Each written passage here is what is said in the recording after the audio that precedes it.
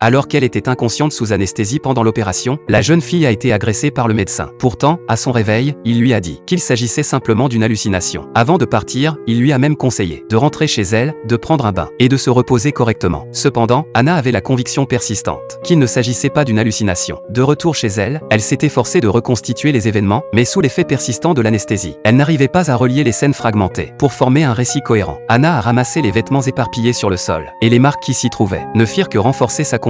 Elle apporta donc les preuves au plus grand hôpital pour qu'elles soient examinées. Mais la conclusion la laissa complètement dévastée. Le médecin déclara qu'elle avait effectivement eu des rapports sexuels récemment. Anna décida immédiatement de porter plainte à la police. Cependant, les agents affirmèrent qu'ils ne trouvaient aucun signe de lutte sur son corps et exigèrent des preuves supplémentaires pour prouver qu'elle avait été agressée. De plus, le médecin était connu pour son caractère aimable et ses fréquentes actions caritatives. Les gens avaient du mal à croire qu'il ait pu commettre un tel acte. Mais Anna restait méfiante, convaincue que le médecin avait déjà eu des intentions malveillantes à son égard. Persévérante, Anna finit par persuader le commissaire d'ouvrir une enquête. De retour chez elle, Anna était complètement épuisée, tant physiquement que mentalement. Elle se frotta vigoureusement le corps, mais les images dans son esprit refusaient de s'estomper. Pendant ce temps, la police localisa le cabinet du médecin. Après avoir expliqué la raison de leur visite, le médecin raconta les événements de cette nuit-là. Il s'est avéré qu'il soignait un patient blessé ce soir-là, lorsqu'Anna a soudainement fait irruption, criant et exigeant que le médecin s'occupe d'elle en premier. Pour éviter de déranger les autres patients, le médecin n'a eu d'autre choix que d'emmener Anna dans la salle d'opération. Comme Anna semblait extrêmement agitée, le médecin lui a administré à contre-cœur un sédatif. Lorsque la police a demandé un échantillon d'ADN, il a invoqué la présence d'autres patients comme excuse, leur demandant de revenir plus tard. Les agents ont ensuite interrogé les infirmières, qui ont corroboré le récit du médecin. Lorsque la police est revenue à la clinique, le médecin avait déjà préparé un tube de sang, qu'il a rapidement remis. Après analyse, l'ADN du médecin s'est révélé totalement incompatible avec celui trouvé dans le corps d'Anna. En conséquence, la police est arrivée alors qu'Anna déposait sa fille à l'école. Sous les yeux de l'enseignant et des autres parents, ils ont annoncé à haute voix les résultats du test. Cela a instantanément détruit la réputation d'Anna. Pour prouver son innocence, Anna a confronté avec colère le chef de la police. Celui-ci a refusé de croire les résultats du test, remettant même en question la procédure de prélèvement. Le chef de la police a donc